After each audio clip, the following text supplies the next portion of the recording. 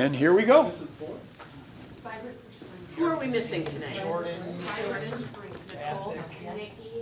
Jane. And Ben. Ben. Pastor Patty's right there. Oh, she's behind the pole. Darn it. Hi, Pastor. I didn't know if Ryan was Ryan gonna make it? Oh. Oh, yeah, I don't know. I'm not sure. He didn't say that. So he might become rolling through. But I knew we were expecting three. Ben, Nicole, and Jordan. Yep. Hello, everyone. Yep. It is really good to be with you tonight. We have got a lot of work to do tonight, and we're gonna really try to make some hay. And so, in light of that, in addition to the minutes, I created, and I'm gonna call it, Brian called it, and it's a great thing.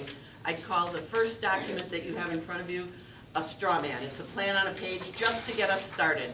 It's meant to just synthesize what we did at the last meeting. Some things you may like, some things you may not, and it's meant to be a discussion starter. And we'll keep working off of that doc as we move forward and making changes to it as we move forward. So that's a piece. And then, just to do a cross-check, I took a look at the different pillars that we had and tried to take a look at, okay, so are we getting all facets of the mission, you know, in that document? So it's meant to be a cross-check. Are we getting all the values? Are we getting the vision statements? And so all I did, and then the listening session key themes, and then the survey key themes, are we seeing any gaps? And we'll do an activity tonight on this. Don't think you have to do it on your own right now. But I wanted to just do a little bit of a gap analysis to find out if we have any holes as we sit right now and move forward. So we're going to be having both of those documents used tonight to do just a good cross-check on where we're at. Tonight's agenda is kind of lean and mean as we look at, just looking at this. We've got some norms, icebreaker, then number 2, the minutes, just a quick look at, and I apologize, I got them out later than usual. I was away last week and had a really nice time. So, and all of a sudden Brian was like, or I think Ron wrote and said, hey, I need to post the minutes. I was like, whoa, yes you do! You got something for me? Yeah. You're not going to share with us where you were at? I went to Disney with my 3- and 1-year-old grandchildren. It was a lot of fun, but I will honestly tell you, also incredibly exhausting. But it was fun. Brian's going to do an update on the strategic plan survey, and the best thing about that is participation went to 300, which is great. I've never seen one go that high, you know, when I look at a percentage of people in a community. Awesome. And very confirming.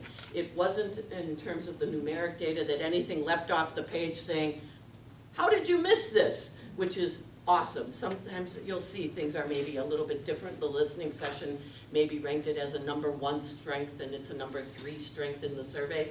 But it's a strength, right? I mean, it wasn't like people said, take it off. And then the biggest thing we're going to do tonight is really, and I'm not going to lie, it's like, you're going to say, why did I come, Joanne? The way you're billing this sounds like so much fun. We've got some tedious work to do tonight about just looking at how we're going to be dealing with some things. And in light of, I think you're in some discussions around SEL and the like, so we're going to table that for tonight and bring it back at the next meeting when we have a little more guidance.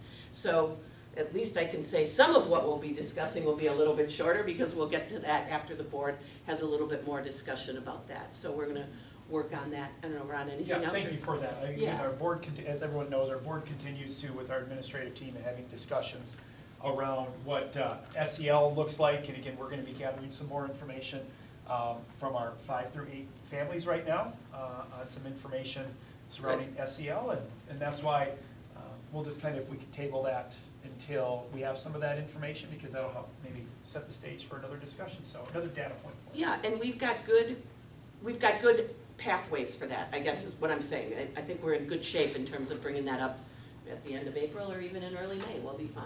It gives them enough time. Yeah. The next time we're scheduled to meet right now, since we had to cancel the 19th, is April 23rd. 23rd?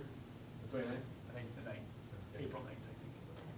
We'll do some checks. But we'll see about that, yeah. Yeah. But we'll know more information next time we come. And then, if we get to it, the strategic plan goal, I'm not worried about it. It's becoming clearer, and I think we'll start to get some things down if we have time tonight, and if not, we'll do it next time. So that's where we're at. It's a good agenda, we got a lot of talking to do tonight. So, as we look at the norms, this is the one tonight that I'm really going to press you on. I always try to not just post them, because then I think people just never look at them. The norm that says, push each other to think of what is key for the plan to include in terms of students and their mission. That's that sheet, that's a table. You know, are we missing anything, right? Are we, you know, the mission is there, the vision, the values, the listening session comments, all in that table. Are there avenues where we're just seeing some holes or some things? You know, like one of the things that jumped out at me is academic excellence is the most important words in the mission. We don't have it anywhere in teaching and learning.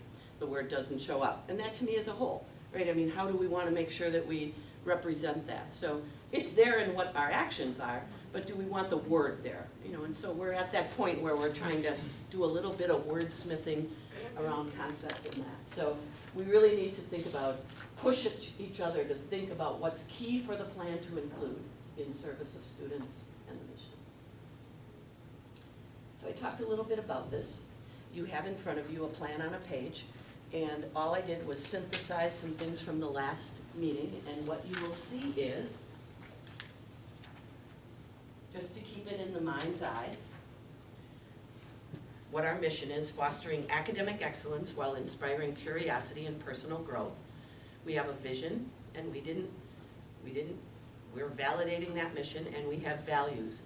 And then I just put at the bottom, Brian and I worked together, and we said we have right now 4 pillars. Teaching and learning, where we talk about academic growth or academic excellence or whatever we want to call it. So there's an academic side. And the part that we're not going to talk about tonight but come back to is student experience, because that has that sense of how are we defining that term personal growth. And we'll talk about that at another time. And then I think based on what we talked about, and this team, I can remember who presented, you presented on this one, that idea of mission-driven curricular, you know, that sense of other experiences are important. It's not just all in the classroom. What else are we doing? And then we have a pillar on workforce engagement. We might reword it, but we talked about an employee recruitment and retention plan, and we talked about a trusting, engaged work culture. I think we may have some redundancy there. We're going to unearth it today and talk about it some more.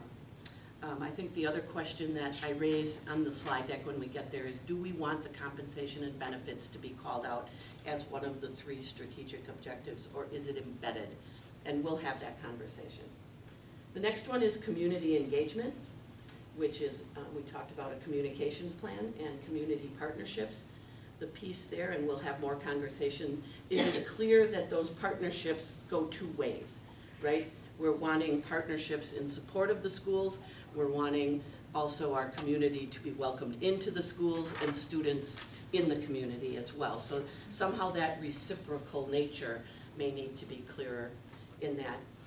And I'm just going to say it, the elephant in the room is operations. And if it is, there isn't much in there that is not operational, pardon the pun, in operations. So one of the questions that we have to have either tonight or at the next meeting is that going to rest as a pillar, or are we going to say that it is indeed operational? I know that we had talked about the idea of a top workplace, and I was thinking about that when I was looking at this. Shoot, sorry. You didn't point it at yourself again, right? No, but here we talk about, you know, maybe a top place to learn, a top place to work, a top place to live would be for the 3 pillars. I don't know if you'd put in a top place to operate. I don't think so. I don't know. I mean, I've been toying with words to get us toying with words around how to do that. So it could work with it. It could work without it. It's a matter of your deciding what do we need for the next 5 years that isn't work that will already be done. Right? That's the key idea of that. So, yeah, go ahead. Just one more comment about that being a straw man. You know, there will be a plan on a page. It's basically the equivalent of your elevator speech. The strategic plan will go a lot more in depth the things that you need to accomplish, but for community, that's as deep as they need to go see, is what are the big items you're gonna go try to tackle. So there will be a plan on the page, that'll be the published thing, that goes on your website so people can see what direction is going on. And this is just, like you said, straw man. Some of the themes we know are gonna be in there because we've seen them, but, you know, like operations, kind of odd, like Joanne said, it wasn't much in operations at all, so, but, like I said, this is not in stone yet. Yeah, and we'll be talking about it. So, And yes, of go course, ahead. As we go through this, is part of it that we can think about how to fold what is in there, since it's part of all the other ones, name it as something that, so the operations pieces show up there, but not as its own. Is that what you were certainly saying? could. It could be one of the Yes. languages that support something else. It certainly could. And that's, I've seen that done quite frequently, where we look at, you know, how do we focus on continuous improvement in teaching and learning? How do we focus on whatever we call it, continuous improvement, or operational excellence in those areas? So there's many options for us to look at it. It's not like it's either there or not there. We just have to come to some ideas. So why don't we, since we're gonna be sitting and talking tonight, I always like to get you just talking a little bit. Take your plan on a page and just have a conversation with someone, 3-4 minutes. What's one thing you like in this draft of a plan on a page? And what's one thing that either isn't clear, or you would say, and we're looking at the bottom half of this, right? Not the piece at the top. But to attain our mission, vision, and values, we'll focus our work on the following. What's one thing that isn't clear or you have a question about? So just find a partner, either someone you're sitting by. I'd recommend standing, we're gonna be sitting a lot tonight. So might be good to do that. And how about, just a quick conversation, how about 4 minutes? Let's have a conversation. Okay. Here we are. I'm good, how are you? It highlights the concepts, it certainly does. It's nice to hear that, you know, these 3 things, we probably could have picked out, 2 months ago or so. For sure, it's validation. Are still there too as well, so there's a lot there. I still think the operations is something that it goes back to 5 years. This is something you need to work on. We have all of these things that we're going to be talking about this at our next facility meeting next week Monday. What are the district's future needs? We have a 10-year facility plan already that takes us past the 5 years. We have facility plans if we need to expand, remodel, or whatever it is for community growth. Maintain fiscal responsibility. Well, in order to do all of this, you've got to have that. And not being involved in all of those. Thank you for you obviously. So if I have no questions, what they meant, facilities and just part of your operation. I've been trying to get things out. Yeah, it's important. And I think that makes total sense. What I think, it's not even what I struggle with or unclear about is how does this maintaining fiscal responsibility or stability work, in particularly where you have 60, let's even call it 2/3 of your money is wrapped up in people. So when you talk about attractive competitive and benefits plans, we can analyze that and see why isn't it competitive? So, and that's really where you pull a team together, you take a look at your current reality, and you're able to demonstrate and say, okay, this is what we offer. This is the data compared to everybody else. If we say yes to something more, what are we saying no to? We only have so much. So that's where it gets into that community engagement. Let's just talk about community engagement, for instance, out there. Big idea. We're going to bring somebody on very part-time for $15,000 to be community relations, PR, whatever it is. What are you willing to?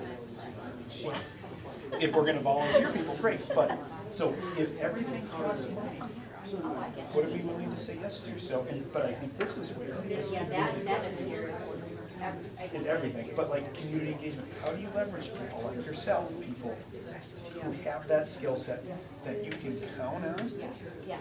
consistently?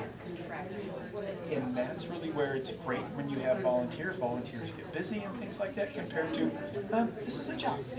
And we want to reward that because why? We think it's important. If it's important, we're not going to wait for a volunteer. We're going to say, no, we're going to do this. So, and then ultimately, you know, in this, you know, continues to drive what we do. Why? No, go ahead. No, go ahead. I'm curious, I can see this appearing in other places too. I know when we, the last year, like the continuous technology shift, like where does that fall in, is that operations? Is that like outfitting the buildings to be, you know, like on the up and up with technology we can't imagine? Or like, or would that fall, could that be more engaging and learning? To me, our technology drives, what do we need technology for to improve each of these activities? So, Yeah, so you're really seeing a lot of these. right, because, for instance, we had to upgrade our servers to maintain confidentiality. Okay, so that's just kind of an operational thing. But at the same time, it allows us, whether it opens up bandwidth, or we just made our fiscal services online. So you no longer need to be in the district to be able to access that. Well, why did we do that? Well, it allows us to be a little bit more flexible. People can work, you know, wherever. So if we're attracting Different talent, things like that. But then ultimately, it saves us money in our current framework, where we are consulting with an outside agency for some of our business services, and it saves us, you know, $400 or $500 a month, or whatever it is. No, So- that makes sense, okay, so I just, that's helping me better understand how that could show up. Yep. Yeah, there's something. 30 more seconds. My other wondering, Joanne, this is something you have experience with. My other wondering is right now, I think of community engagement and workforce engagement. We have some of our key players from a district level standpoint. Yep. I handle all of this right now. I understand it from a business standpoint, but teaching and learning, when we start getting down to some of the nitty-gritty, do we need our teaching and learning director?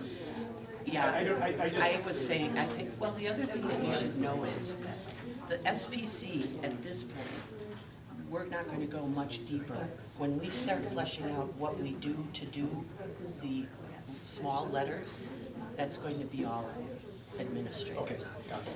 But I do think it's important to hear, okay, it wouldn't be a bad idea at the next meeting. Context, even just Just to like that sense. understand what those conversations are. Right, because for instance, if we talk about teaching and learning, we've already, the board just adopted, and Yeah. showcased our next 5-year standards adoption cycle, because it aligns with the state. So we don't need to do that work anymore. We don't need to do That's that been work. So- operationalized. Yeah, and that's the nice part of that. What does that look like? What's that gear look like? Right. So All I think right, that's let's just have a wondering seat. about that. Yeah, that makes sense. Not to say that we can't do this, but I think it'd be good, if that were my job, I would want that. because it goes back to what Joanne said first, is we need to develop a plan that's doable for the people who aren't this way. Yeah, for people who have to do it. People have to do it. All right, we're gonna be using some dots tonight. And I said to Brian, and you have to know I'm kind of like the queen of theme. I wished I would have stopped at the dollar store and got like the little hands that have the thumbs up and thumbs down, just to make what I know we're gonna be doing a lot of tonight a little more fun, so. Could have done Dot's candy. I know, you're right. Joanne, you're making me look really bad with all this theme stuff as a former Could do it. superintendent. No, it's okay. It's okay. Anyway, okay, so here we go. The minutes that you got quite late, any, Yeah, Melissa, were you here last time, because your name's not listed? She's here. I was here. She was, right, And we so, walked in. I'll make the correction, thank you. I'm actually glad that that happened, because I was, It was a test, I'm you sorry. passed. It's like I the didn't planet do it won't- purposely, but I'll make a correction, thank you. but I also went to your name several places, and I know you were away one time, but I would. Maybe I just missed it. So, once gone, always gone. Thank you for not making that the case. Thank you for that. Any other additions, changes, corrections? These were pretty straightforward. All right, so Brian's going to do an update on the strategic plan survey. And then we're going to use that data to take a look at the next piece. That will start to load in now. Thanks for all your work on it, Ryan. So, you guys did a heck of a job. I mean, you really promoted the heck of it. We almost had 300 people access the survey. So that's just tremendous. So thanks for promoting the heck out of it. Interesting, 62% completion rate, kind of what we estimated anyways. It's kind of interesting to see where people dropped off. Like they finished the demographics and then quit. Like, well, appreciate you telling us how old you are. I didn't understand it. About 10 minutes spent on most of it as an average, and then, you know, like I said, people didn't go past the demographic stuff. We're still going through some of the comment sections to see if there's any eurekas in there, you know, that we're surprised about. I mean, with any of these surveys, you know, you have it out to the public, so you get some weird responses. You know, a comment section said, you know, what's one of the other strengths of the district? And somebody wrote in hatred. You know, so you get weird things. So I was talking to my son about this kind of stuff. You know, if you ask, you put a comment section in there and you ask what their favorite color is, you might get plaid. You know, so, or polka dots. So, you know, you got to just accept some of those weird things that come out in there. But, so yeah, a fantastic response rate. This might be a little hard to see. It's part of the demographics. So, mostly parents from the primary school and then intermediate. We did have former students as a big thing, and there were some people that skipped that section that didn't want to say whether they had kids or not. So, I thought I had that covered so they couldn't get by there, but apparently I had something mistaken in there. So, there you go. So what age? Well, you know, we got parents. So you're going to see a gathering around, you know, parent age. But we had some people up there, you know, in the 60 to 69, and you know, a couple people in the 70 years old. So we did do pretty well in the community aspects of it. It settled down a little bit. We were almost double digits at first, and now it settled into, I think, 6% of the people, or 6% of the respondents were just community members. So still better than, you know, the 5% you typically get. Not sure what the clicker did. That's my clicker. About tenure in the, how long you've been living in the school district? Right around the 5 to 10 years. Not so much on this. So you've got a lot of people and do not apply with, you know, community people that Open enrollment. open enrollment, that kind of stuff. So, but not, you know, not people that have been around 20 or 30 years or grew up here or anything like that. So, you know, I think that's pretty reflective. It's a kind of a growing community, right? There's kind of always new people in there, and you've had growth there. In fact, the concerns about growth came up in some of the comments we had in the visioning sessions. So people are conscious of people moving in, housing developments and the like. I think that could also be an indication though, if only 6% of community members took the survey, chances are those that don't have children in the district but live in the district may be more tenured here. Correct. Yep. So, this is the, for workers, of course, a lot of the people don't work here. So the people that took the survey, the biggest respondent group was 1 to 5 years that they worked in the district. You have fairly young staff?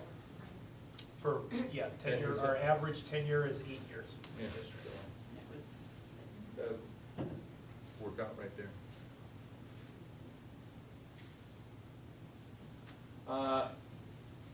The question, you always stick this in a survey just to see what people think as a general rule about your community. And yeah, good news, like I said last time, and even with more respondents, about 83% that people think or are satisfied or very satisfied with the school district and its operation. So something to celebrate there. Now it also creates an opportunity, right, to try to push that up.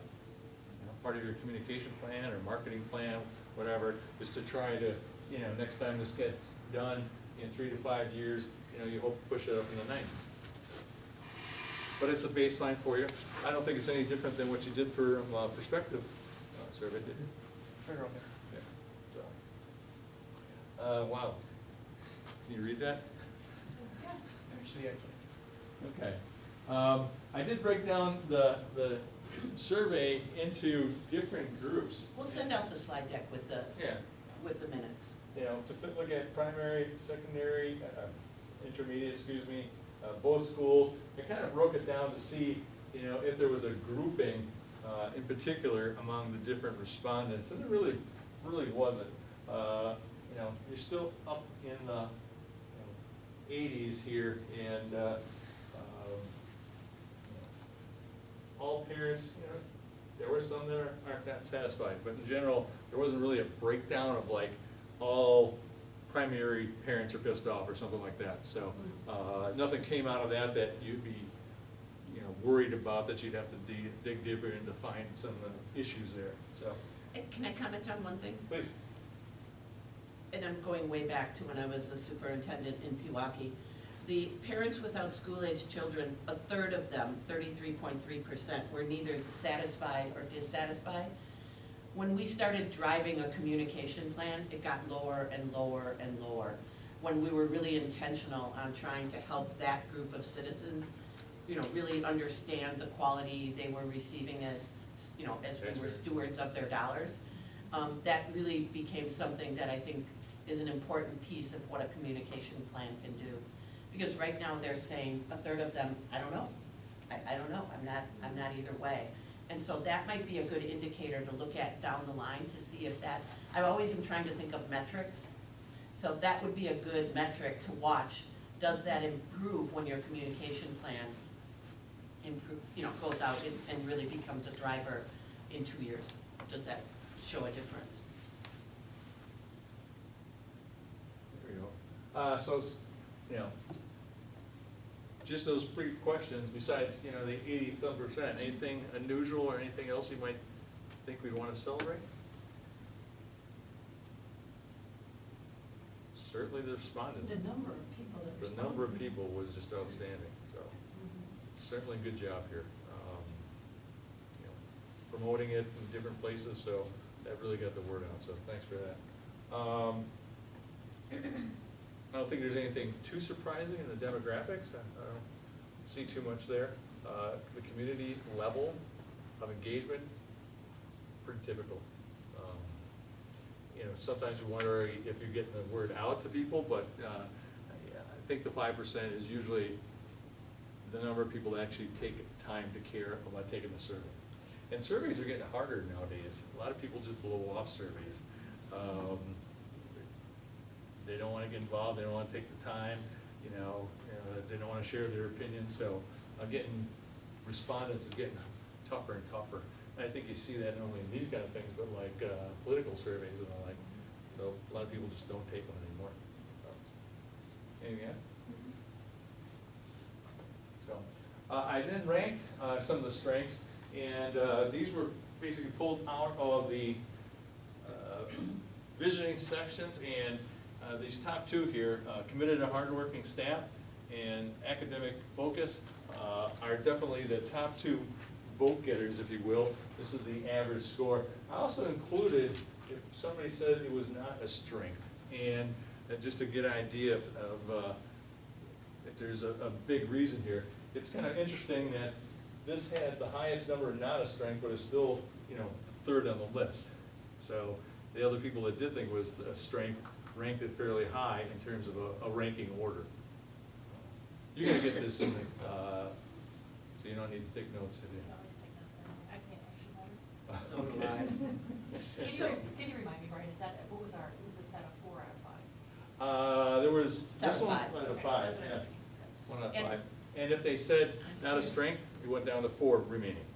So they took 2 of them that weren't a strength, they had 3 remaining they had to rank. So it kind of forced them into that ranking system. So I think the good news of this is, the key themes from the listening sessions, which those are the 5, none got ousted, right? I mean, there aren't any that you would say, whoa, it's so much of a percentage that you would take that out as something. But I think it just, I always like to look at this and say, all right, so academic achievement is important, we're not going to not have academic achievement in the plan, right? I mean, that's a piece of it. Secondly, staff, we need to take care of staff, right? I mean, so that's what I say.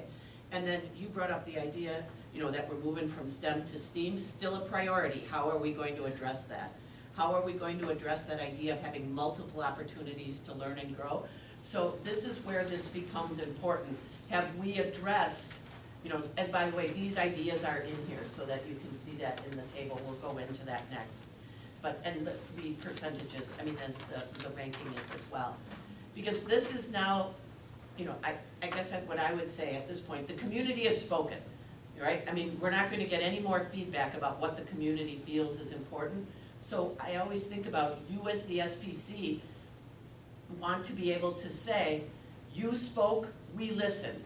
And it doesn't mean that every one of these needs to be in the plan, but the ones that are really, I mean, you wanna make sure that there's a line of correspondence that people can see. Hey, the two biggest, you know, vote getters are here, right? We listened, you know, we're doing something on it. And that's where I think you wanna see that, if you don't leave tonight seeing a correspondence between people spoke and it's in the plan, we're making a grave error. That's the point, that's where we're at right now. Certainly is a drop-off going between these two. Yeah. And the next one's even more prominent. Here out of 5, I got a 4.3 here. Retain high-quality educators, employees, and administrators. So, you know, clearly that has to be in there. And then, you know, probably this, but communicating successes wasn't thought all that critical. Brian, can you go back to the last? Go back, slide? now that I understand it. Yep. Yeah, now that I So, understand. Those Okay. bottom two are really close together, so that means in general, people between those two didn't feel like there was a big difference in the importance of those from strengths. Is that a correct understanding? But if I look at the not a strength category, a significant number more people said that the extracurriculars were not a strength as compared to the bottom one. Yeah, it is interesting that this isn't quite aligned with this. But can I be candid?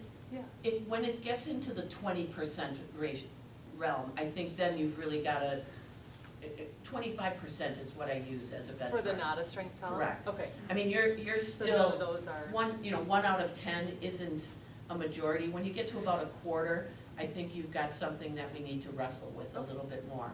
But thank you, because that really, you raised a good point. There is a big difference between 5 and 9% in that one. Yeah, and even this one only had 10% of the people, but, you know, it was still, on average, the smallest one they did, so.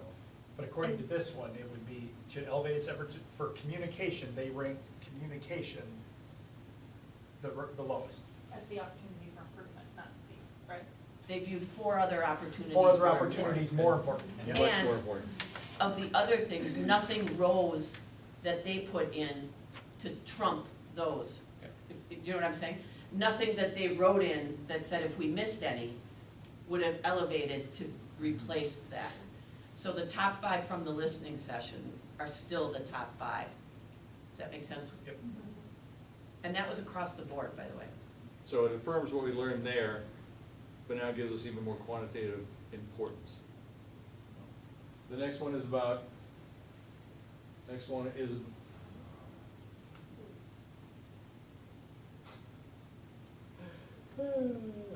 about preparing students for success. These are tight. And this is really tight here. You know, curriculum enhances excellence, you know, academic risks, programming that has support, STEM, sorry, we didn't make it STEAM before we got this out there, but I That think could people be the understood it. genesis in the next iteration. Yeah. But yeah, this is all tight, so, you know, these themes are probably gonna have to come across for preparing students in whatever we put for teaching and learning as one of the legs, the pillars.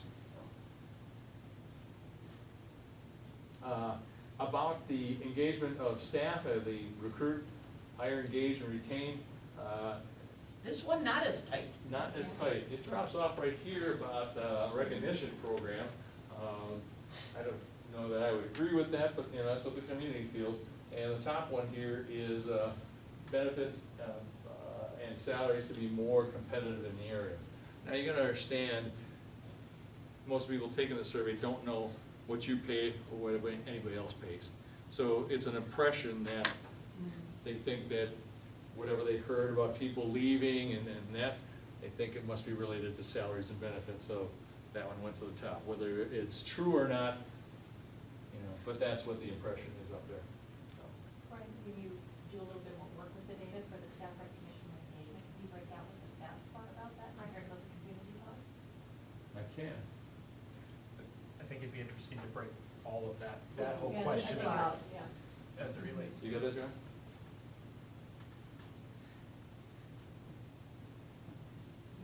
Yep. Okay, fantastic, thank you. Which that's not surprising, even from a staff standpoint, if it would be there. We hear more about, you know, compensation and benefits versus if you're gonna give me, I'd rather have more money than be recognized. Yeah. Fits with what we hear from our school perceptions. This next one, no, that's the last one. This is when we start getting into the communication breakout. This is some of the stuff that you provided us, where we broke out parents that almost work here, non-parents and employees. So the way this breaks out in the spreadsheet that you get, you have to do a couple pivot tables to break out certain questions with other questions. So it took a little while to consolidate all the answers here, huh? I say I love a good pivot table. Yeah. I don't like making them, I like using them. Me I too. know about using it, I like them. So when it came to parent communication, whether it is an employee or just a parent, emails were the big way to go. And kind of close here, how often do they want to hear from their teacher? It goes between weekly and every 2 weeks. But, you know, a fairly tight grouping, everything else drops off. So this is not what I call a strategic item, okay? We had a lot of comments about communication in all the visiting sessions, so this is more operational.